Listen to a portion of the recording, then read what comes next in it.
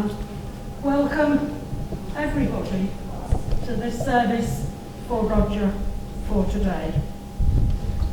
I will start the service properly in a moment, but as you can appreciate, we've got an awful lot of people here, and I'm going to ask if there's anybody standing who would prefer a seat if they're elderly like me or got a dodgy knee like me. Please come and sit in the choir stalls.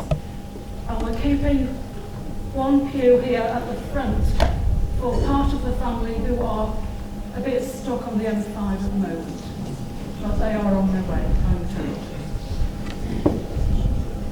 So if you'd like to sit down if you are able, so we can ask those who need a seat.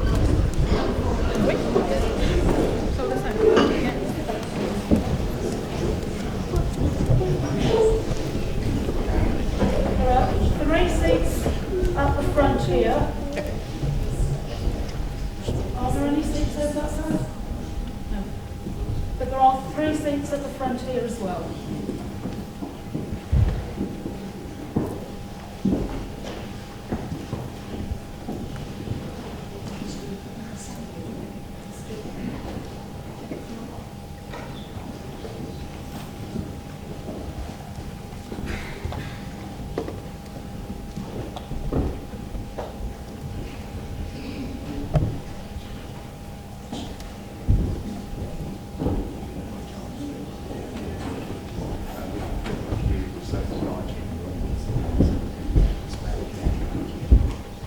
Have kindly squashed up a bit, so there is one pew here as well. One pew? Yes.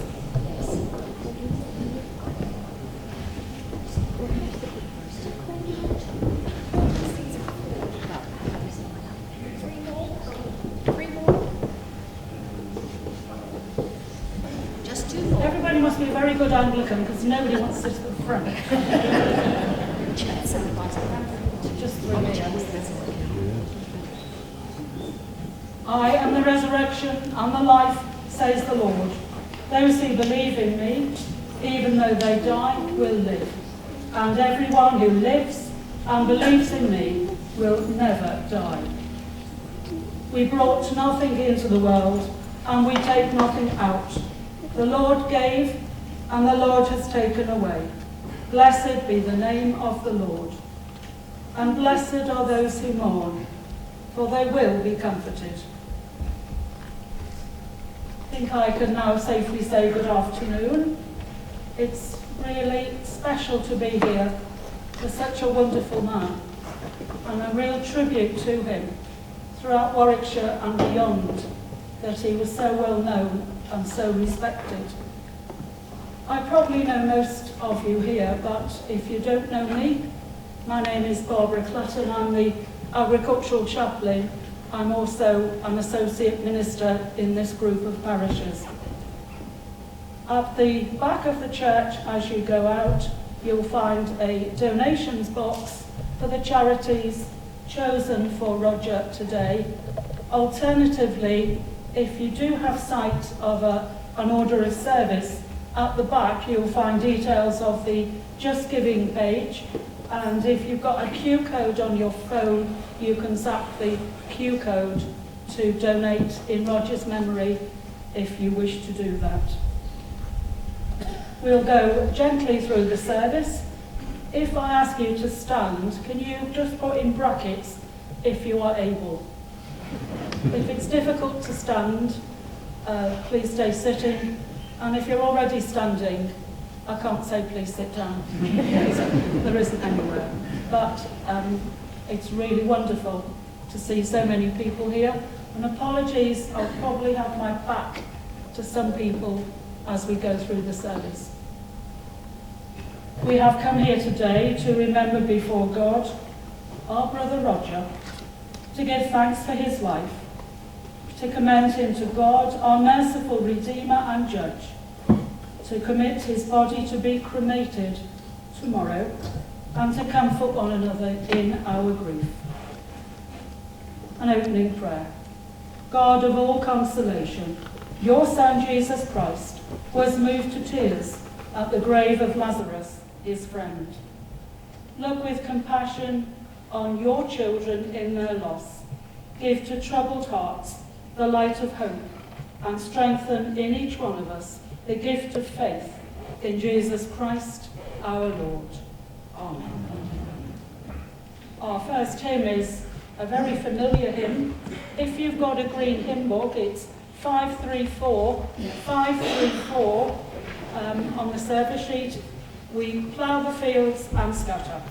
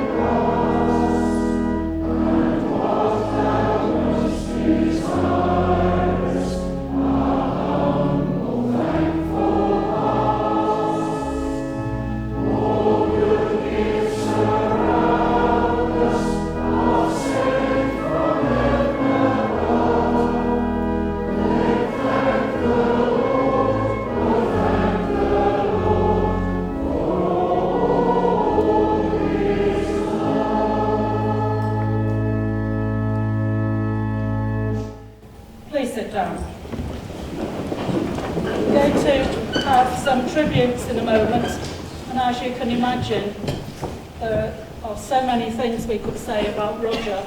We could be here a very long time.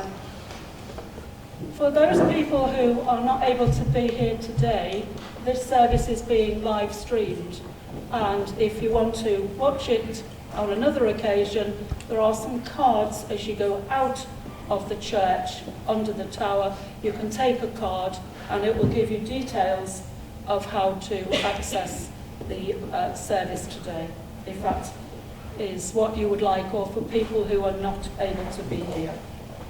I'm going to ask everybody who is going to be giving a tribute to come and stand by the microphone, please. And I think Peter is going to go first on behalf of the family.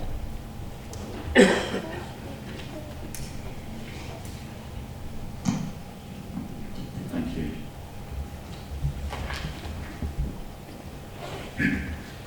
who don't know me, my name's Pete. I'm Roger's nephew, so I'm Charlotte's son. So I've got a few words. I'll try not to go on too long. I know there's a few of us to get through, but yeah, bear with me. So my family and I are so sad to have to be here today, but so pleased that so many of you are able to be here to celebrate Roger's life. I also know there are many more who are here in spirit who couldn't quite make it today. So we know that there are more people who wanted to come than could.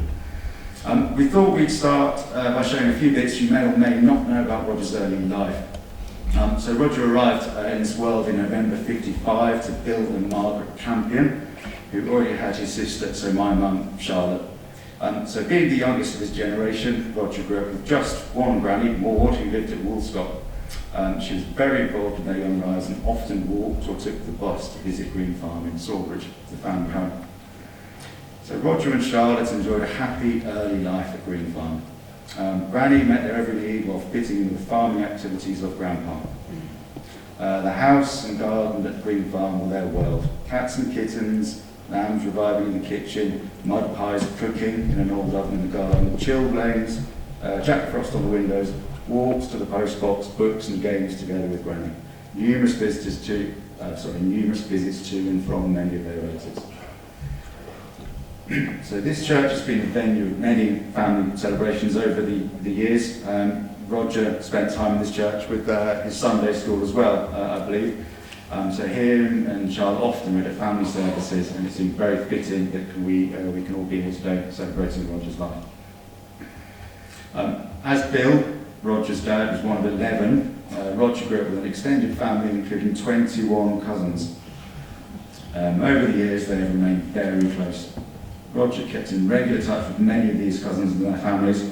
He much appreciated their friendship over the years and would always want to bring you up to speed with the family news. So I know a lot about some of you. I'm just saying. So Roger started school here in Granborough in 1960. His school diaries from the age of 7 show how much of an interest he took in farming. He talks about attending Rugby market during school holidays and meeting with his farming uncles. The thing I like to invest, he wrote, is playing with baby animals. So I'm glad 7-year-old Roger didn't play with me, as his diary talks about leading his pet rabbit Judy around the neck on some plaited string, feeding him dock leaves that it later transpired Grandpa had sprayed. Roger wanted if Judy would die, but she looked all right at bedtime and in the morning was still there. So, happy ending. Roger moved on to Lawrence Sherwood School in Rugby. He cycled 2 miles to Willoughby for the Midland Red Bus and made new friends, many of whom he has stayed in touch with. He was awarded a prize for economics in his final year, and by the time he received this, he had already started on his lifelong NFU journey and was working in the Rugby office. So I'm here to remember Roger as an uncle, and on behalf of Mum as a brother. But looking at the huge numbers of people here today, I cannot help being reminded of how much Roger meant to so many of us. Mum talks about Roger's second farming family, and that's a really great description. Roger has been so grateful for the love, support and meals he has received from all during his life. Especially appreciated with the jokes, gossips and well wishes exchanged with friends both old and new during the past 18 months. So thank you very much to everyone who's helped to keep Roger's spirits up, and I know he really appreciated keeping in touch with so many people.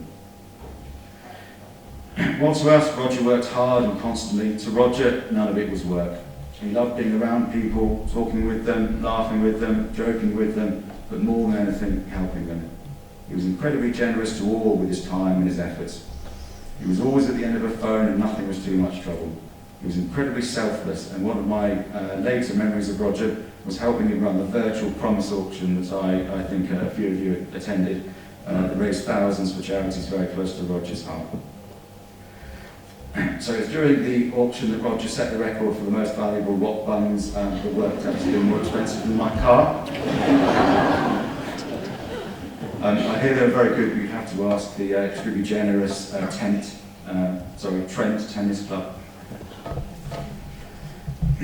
Roger's skills in the kitchen definitely improved over the years. It wasn't always world-class rock bands.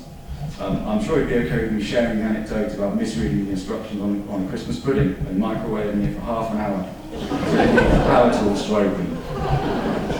All the time he presented us with a 2-foot raw salmon, still with head and tail, and told us he planned to knock it up for a meal with his girlfriend, a girlfriend. I didn't ask how that went. I'm sure Roger wouldn't mind me sharing those stories. He had a brilliant, dry, knowing sense of humour. He was always ready with a very understanding look or a gently knowing remark. He was never malicious and always spot on. Birthday presents would often include a joke book, and he'd also have a quick flick through so he could catch you with a couple first. I'm sure many of you heard the joke about the mummy, daddy and baby blues. If you haven't, ask one of us later. For many years we would family holiday with Roger, Granny and often Richard. This was often in remote farmhouses, Snowdonia, Scotland, the Lake District of Yorkshire. Roger sometimes ended up with the least good deal in one house, having to sleep in a corridor, sorry Roger, but didn't complain. He did travel to more exotic locations, so to Rome with the family. He also flew to Barbados with Richard to watch the Windies test. Not sure it was a great result, but it didn't matter to Roger, the people and the whole experience he loved. Roger was always interested in sport, especially cricket, rugby and football. He supported Coventry City since his school days and often joined forces with Janet to attend matches. In his early life, Roger faithfully and neatly recorded all England's international football matches in a scrapbook. If you need to know anything about England games between 1963 and 82, he was your man. Tennis was Roger's other sporting interest. He joined the Trench Tennis Association and by all accounts was a very good player. Though Clive Briscoe to describe the standard on a scale of 1 to 10 as rubbish. So I have to ask him about that. Latterly, Roger worked really hard to get fit, and Mum was with him for the whole of September, working on fruit-related projects, blackberries, raspberries and damsons. Roger finally set about retirement properly in the winter, working on his allotment and often walking for miles, sometimes with Richard and often with a borrowed canine companion. Always pleased to see familiar faces and helping his Willoughby friends with gardening as long as he could. Roger nurtured many enduring friendships, and many of them joined him for his 50th birthday party in Willoughby Village Hall, where we hope to see people for a tea and a sandwich after this service. I wouldn't expect to get a cup of tea or coffee very quickly, given the amount of people here, but you're welcome to turn up and wait for one. So to finish where I started, we're all incredibly sad to be saying goodbye to Roger this early, but we also want to remember him as a brilliant, kind, caring, generous, loving person who brought so much to the world and the people in it. He will be terribly missed by many, but we are all incredibly proud of the person he was, and we should all try and be a bit more Roger.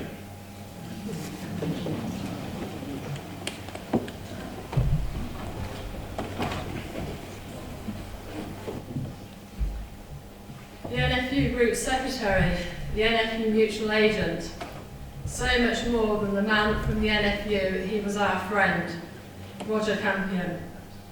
Roger's career with the NFU began in the Rugby NFU office in September 1974, and in November 1981 became the assistant to the senior agent Tom Hudson. A senior position as a result of the merger of the Hampton and Arden and Knoll branches and Warwick NFU branch, when the Group Secretary Maylon Davis retired, became available in December 1985. And Roger was successful and became a partner with John Gines, and what a good choice the selection committee made, led by Philip Kirkham. On the retirement of John Gines, Jenny Atkin became Assistant Agent and Group Secretary in 1987. And this is when I first met Roger at my job interview. I remember this well, and the interview note said, "Too young and cannot drive." Jenny left and Helen Moore became Assistant Agent and Group Secretary from 1992 until 2001. Roger keeping in touch with Jenny and recruiting Helen onto the RABI committee. The office always had targets, and Helen remembers Roger used to fold the agency league table in half, and as long as he was in the middle, he was quite happy. Roger continued as a single agent for a number of years until I became Roger's business partner in 2007. Roger pulled together a cracking team, and Roger became a whole lot more competitive. regularly qualifying within the top percentage of NFU Mutual's offices hitting all targets to the Premier Agents competition, now known as the 1910 Club. On one occasion, and the highlight of his career, he became Premier Agent overall, after achieving top marks in financial services, risk management, finance and general insurance. And to all agents here today who will understand that he managed without getting any breaches to reach top spot, which takes some doing to get everything right at the same time. During these trips to receive awards, Roger made many new friends, meeting colleagues, making many group secretary friends. Campo became a legend on these trips, scooping up awards and celebrating until the early hours, and much to everyone's amazement, first up waiting for his breakfast. Roger received his 25 years achievement awarded by NFU Mutual in 2009. The NFU Mutual held a box at Coventry City Football, and much to Roger's enjoyment was able to take clients and enjoy his football very often. He particularly enjoyed the busy renewal months of March and September, carrying out many annual reviews, which once business finished ended with a good supper. He did not have to do any cooking at this time of the year. Roger was a very successful agent and laid the groundwork for the agency we see now. All the NFU members were very important to Roger, keeping detailed minutes of meetings, and his annual report held everyone's attention. Originally there were 3 branches, including the horticultural branch, which all later merged. Annual garden visits were arranged, branch dinners, overnight trips to see farming in other parts of the country, with a good time had by all. During the winter, a few hockey matches were organised, and in the summer months, Roger organised his cricket matches and ladies' tennis matches, never actually playing, but enjoying organising the teams.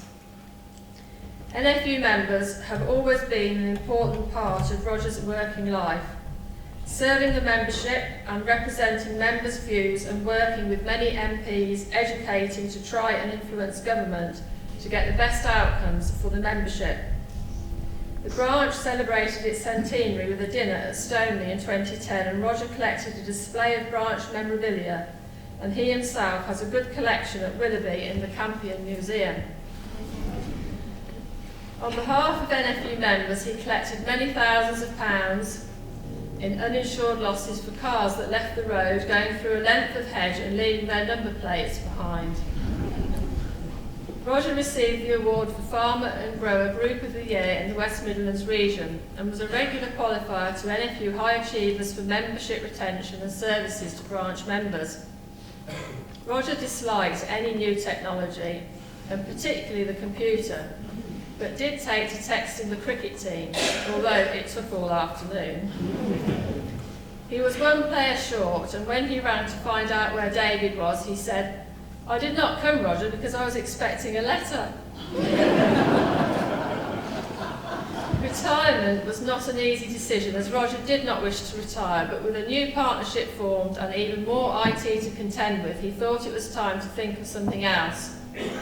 I only realised he was serious. Instead of working late into the evening, I could hear him shuffling about in his office. And he came to my office door, changed into his tennis gear. He said, "I am practising for retirement."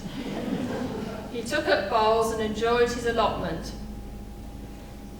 He had tried his hand at baking every so often with varying degrees of success, testing us at lunchtime. The rock cakes at Roger's virtual retirement auction, making an unbelievable sale price. In November 2019, Roger retired and took a month off and travelled to Barbados to watch the cricket, and returned as consultant to the new partners for 3 days a week, all through COVID. In January 2021, this was to be reduced to 1 day a week, concentrating on financial services. Roger completed 1 day before he became ill. We had a chuckle about him breaking the record of short time of service. Roger could not have supported me more whilst I was receiving treatment, and it was with great sadness that Roger became ill, and we could never enjoy all the good times again. After all Roger's reluctance to get involved with IT, how marvellous it was that WhatsApp took off with Roger on board, which has enabled Roger to keep in touch with all of his friends whilst he was in isolation and hospital. And the capability of new modern technology made a huge difference to Roger's last few years, enjoying the WhatsApp banter on cricket and football as he loved. Customers had a tremendously good relationship with Roger, and he greatly enhanced their relationship with the NFU. And we can see from the number here today, together with the number of agents and group secretaries, how well Roger was thought of by all of his colleagues. The NFU Group Secretary, the NFU Mutual Agent. So much more than the man from the NFU, he was our friend. Roger Campion.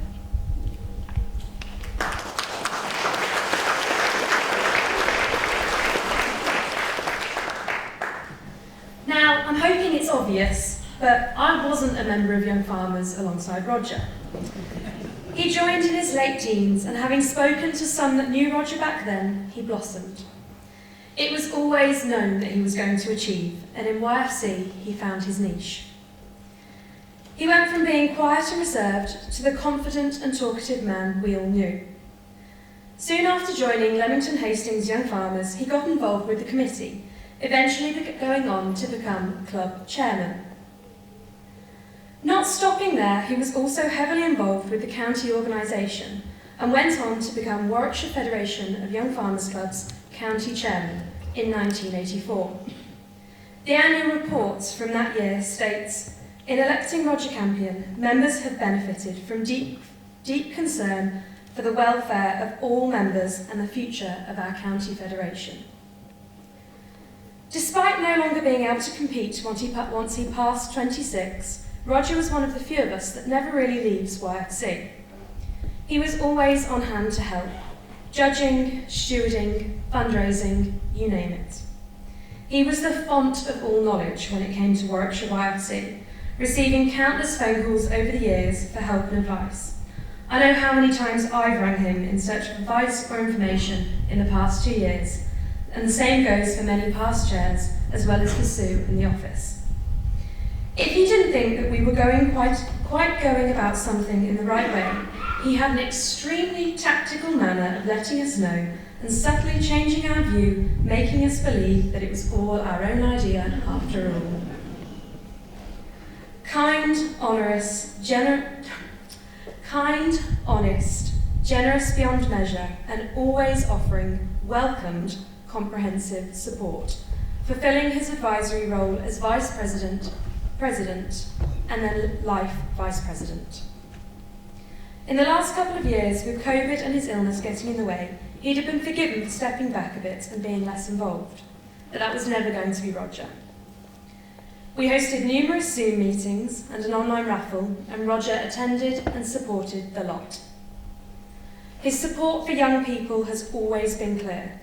I was chuffed to bits to win the first Kenilworth Show Young Farmer of the Year award, but even more chuffed to know when I found out that Roger had been pushing to ensure that I was nominated. He was always involved in judging. He was also involved in judging and choosing the Young Farmer Ambassadors, which are travel scholarships awarded by the National Federation. He was a trustee of the Jessie Harper Fund, always encouraging members to seek funding towards courses and qualifications they were doing. The time, effort and support that Roger put into YFC really shows today. Many of us here knew him as both our insurance agent and our friend. He grew up in Young Farmers with many of you and has supported many more of us through the ranks. He really recognised how much the organisation had given to him in his time as a member and made sure that he gave back even more, ensuring that members since have gotten as much from it as he did. It wouldn't have mattered if it had been raining for a month straight and today was the first dry harvesting day of the summer. Nobody would be missing the chance to be here and give Roger the send-off that he deserves. And if they had missed it, well, he'd have understood. Roger will be forever remembered with affection and admiration, and I feel so honoured to have known him.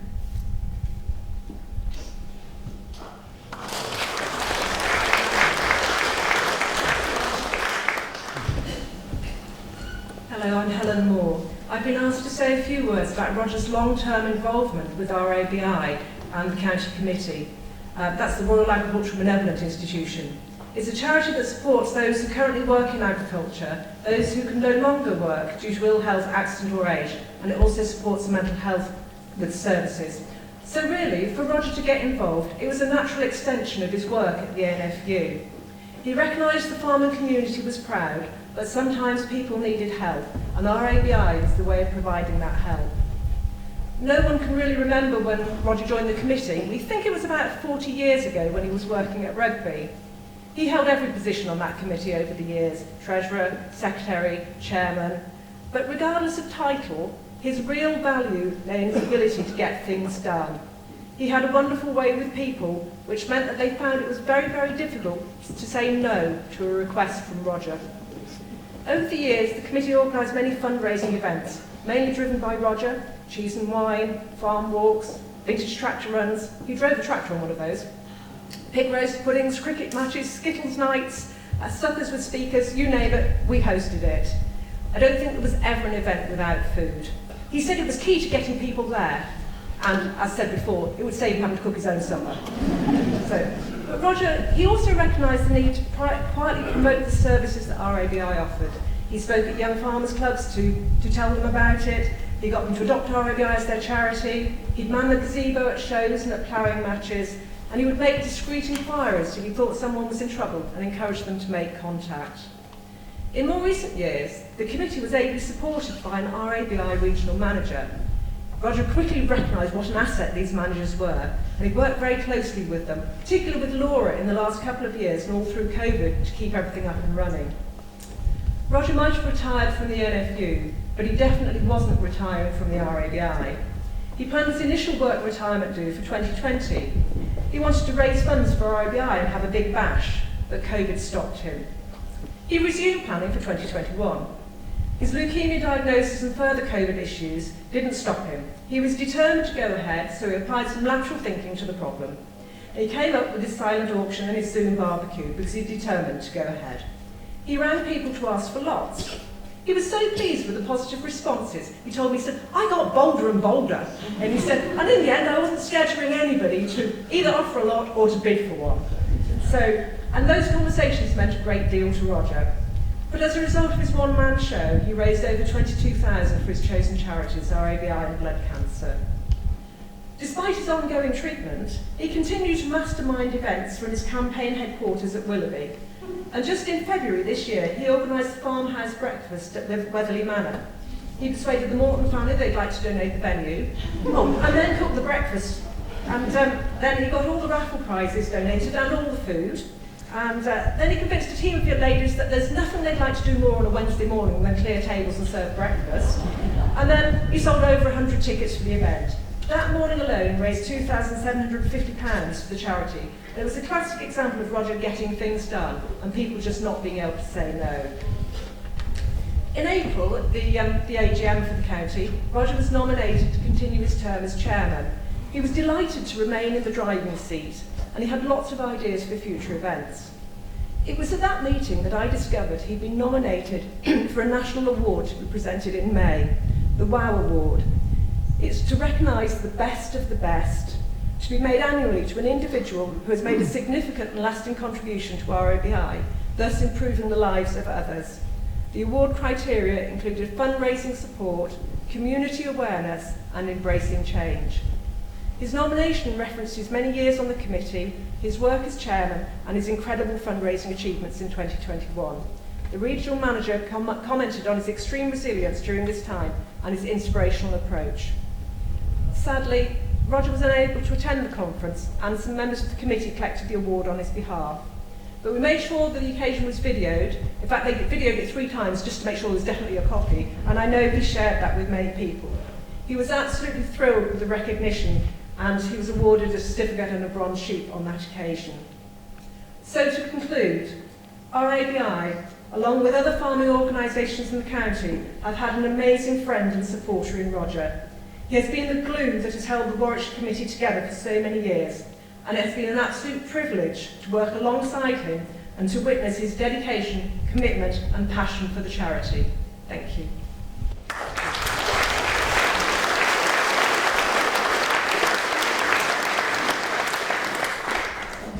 last but not least, Clyde Briscoe. I'm a friend of Roger's and was asked to say a few words.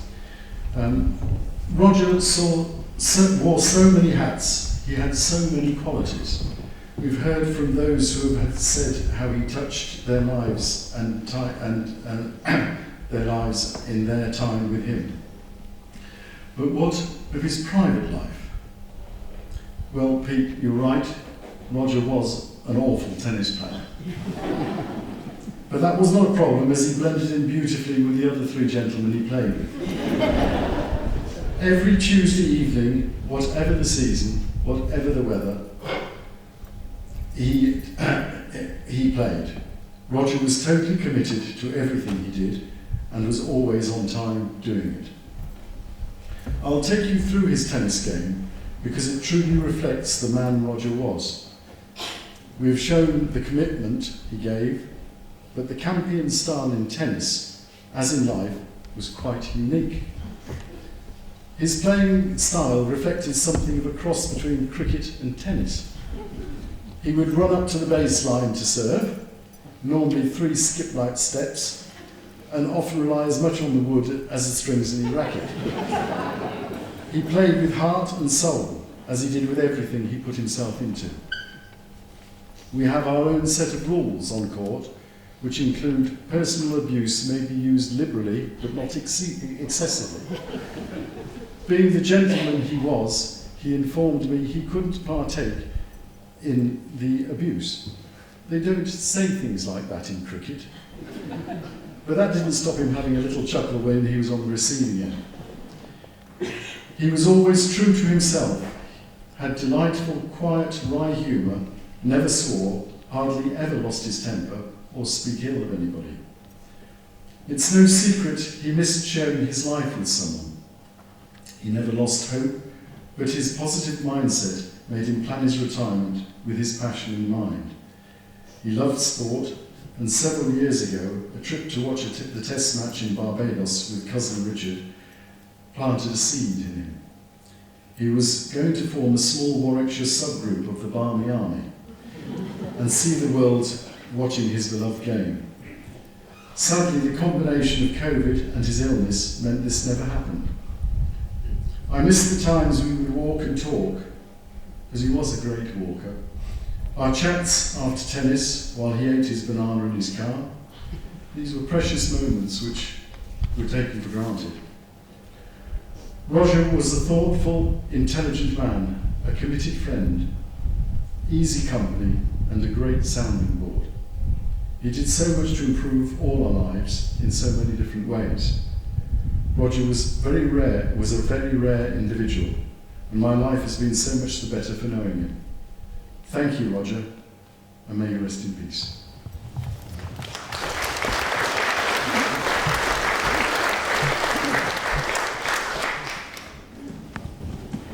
Thank you. As I said earlier, I think we could have been here for a week and still not finished saying all the wonderful things that Roger deserves. Our next hymn has been chosen because Roger sang it at Sunday school, probably in this church or possibly in the chapel, but certainly sang it in Granborough. And it's Onward Christian Soldiers, 408 if you have a hymn book. Oh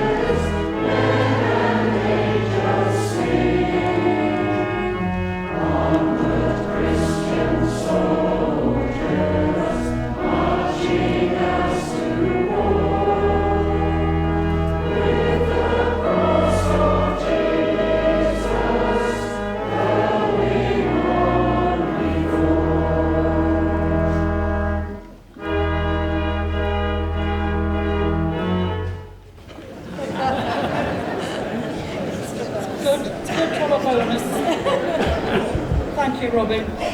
Please sit down. Should mention before I read the Bible reading that we're very blessed, and Roger's family are very blessed with the number of friends that Roger had. His friends have arranged flowers today, and Robin, who knew him from a small boy, is playing the organ for us. So it says such a lot about Roger. And the Bible reading that's been chosen for Roger for today also says such a lot about this man. And it's from Paul's letter to the Corinthians, 1, chapter 13. And now I show you the best way of all. Suppose I speak in the languages of human beings and of angels. If I don't have love, I am only a resounding gong or a noisy cymbal. Suppose I have the gift of prophecy. Suppose I can understand all the secret things of God and know everything. And suppose I have enough faith to move mountains. If I don't have love, I am nothing at all. If I give all that I possess to the poor and surrender my body to the flames, but have not love, I gain nothing. Love is patient, love is kind, it does not envy, it does not boast, it is not proud, it is not rude, it is not self-seeking, it is not easily angered, it keeps no record of wrongs. Love does not delight in evil, but rejoices in the truth. It always protects, always trusts, always hopes, always perseveres. Love never fails. But where there are prophecies, they will cease. Where there are tongues, they will be stilled. Where there is knowledge, it will pass away. For we know in part, and we prophesy in part. But when perfection comes, the imperfect disappears. When I was a child, I talked like a child. I thought like a child. I reasoned like a child. When I became a man, I put childish ways behind me.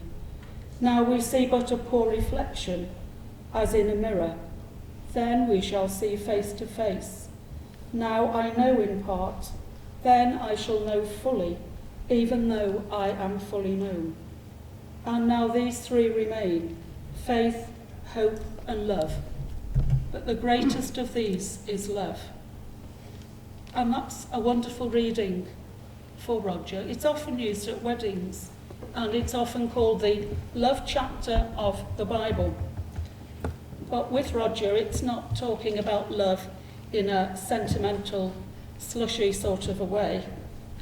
Roger's love was in his care for others, shown through his friendship and practical help.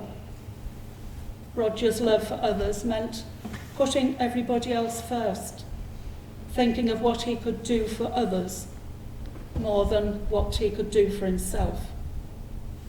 How many thousands of lives has Roger's touched over the years? Those of us who are squashed in this church, maybe 500 or 600, I'm not sure, but there'll be many thousands who couldn't be here today who will miss having Roger as part of their lives. Roger's love was in a quiet, selfless way. He didn't go around shouting about what he did for other people. He just quietly got on with it.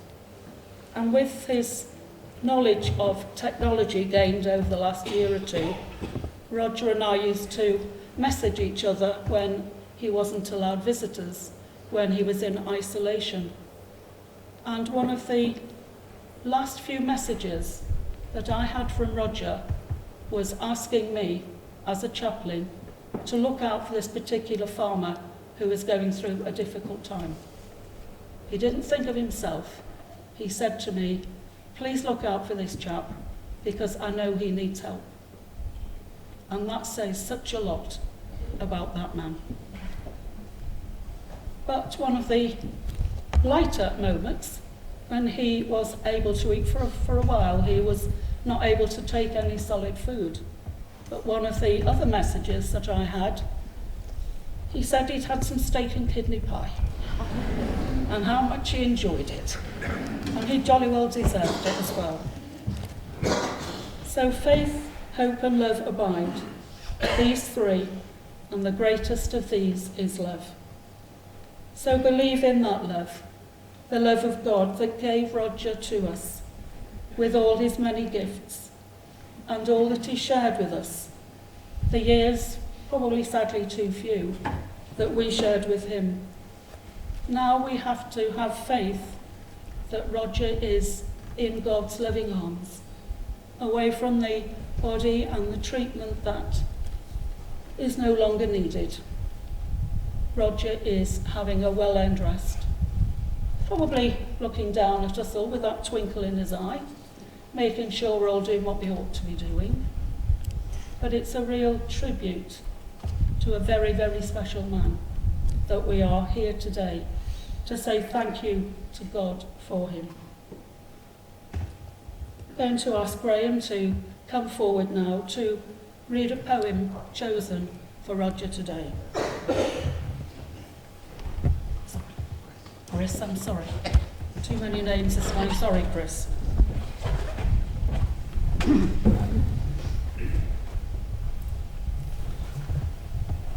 Not how did he die, but how did he live? Not what did he gain, but what did he give? These are the units to measure the worth of a man as a man, regardless of his birth. Not what was his church, nor his creed, but had he befriended those really in need? Was he ever ready with words of good cheer, to bring back a smile, to banish a tear? Not what did the sketch in the newspaper say, but how many were sorry when he passed away? Thank you.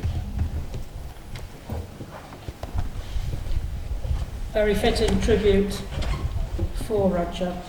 I'm going to say some prayers for us all now, and at the end of our prayer time, I'm going to ask you if you wish to join in the words of the Lord's Prayer.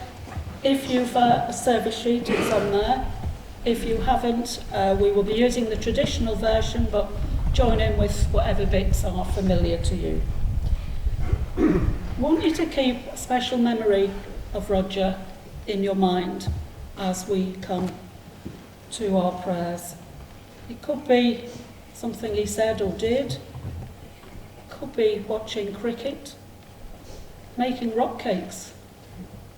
It could be playing tennis. It could be just doing something for somebody, as he did, walking around, chatting to people as he met, tending his allotment and his garden. So let us pray. God of mercy, Lord of life, you have made us in your image to reflect your truth and light. We give you thanks for Roger, for all the grace and mercy he received from you, for all the many good things in his life, for those special memories that we treasure today. Especially we thank you for Roger and the love and care that he brought to caring for your creation and those who looked after it. We thank you that you have made each one of us in your own image and given us gifts and talents with which to serve you. We thank you for Roger and all the many gifts and talents that he shared with us. We thank you for the time that we have shared with him. We ask you now to give us the strength and the courage to leave him in your care. And the prayer for the many, many people who will be mourning Roger, particularly his family.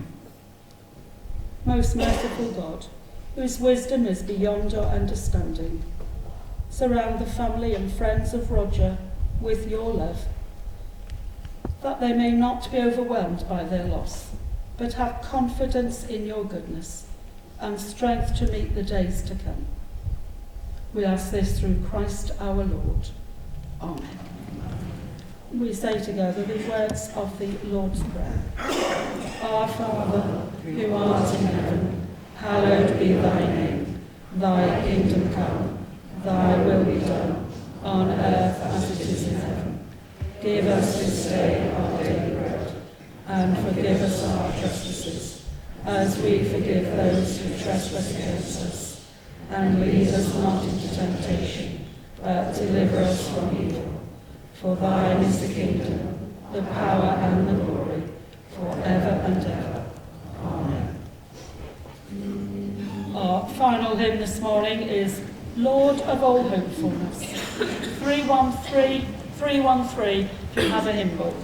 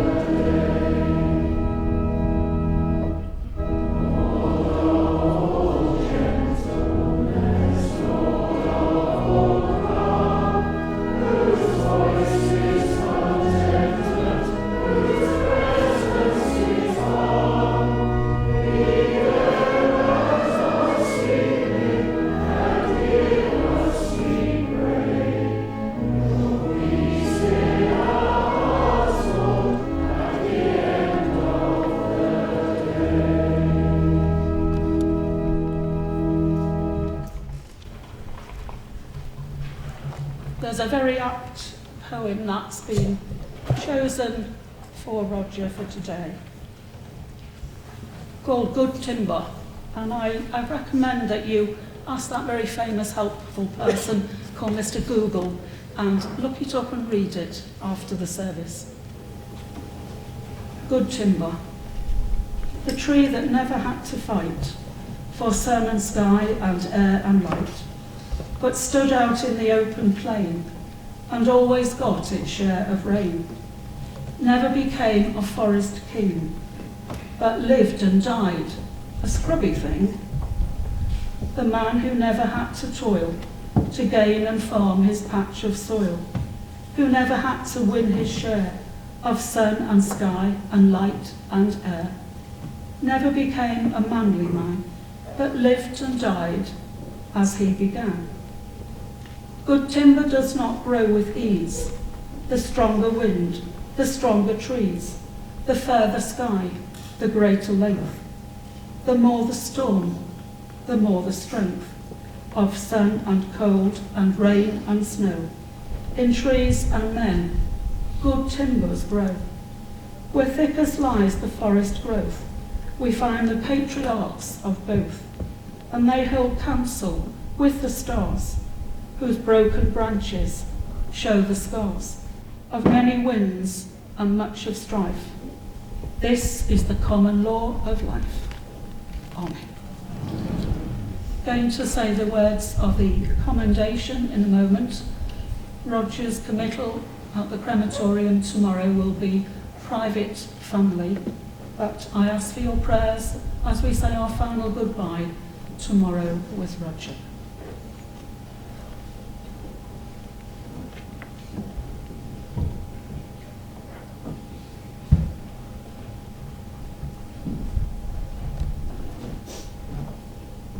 Roger, go forth from this world, in the love of God the Father who created you, in the mercy of Jesus Christ who redeemed you. May the heavenly host sustain you, and the company of heaven enfold you. In communion with all the faithful, may you dwell from this day in peace. Amen. There will be a final prayer. Family have asked me to read a prayer of St. Francis of Assisi, which many of you may know as a hymn. Lord, make me an instrument of your peace. Where there is hatred, let me show love. Where there is injury, pardon. Where there is doubt, faith. Where there is darkness, light. And where there is sadness, joy. So may God rest you in his loving arms, Roger. Blessing before we leave. If you are able to go to Willoughby, there is parking signposted as you drive into the village from Granborough, and it's just in front of the church. A blessing before we leave. May Christ the Good Shepherd enfold each one of you in love and lead you in peace to the end of your days. The blessing of God Almighty, Father, the Son, and the Holy Spirit be with each one of you and all who loved and miss Roger. Amen.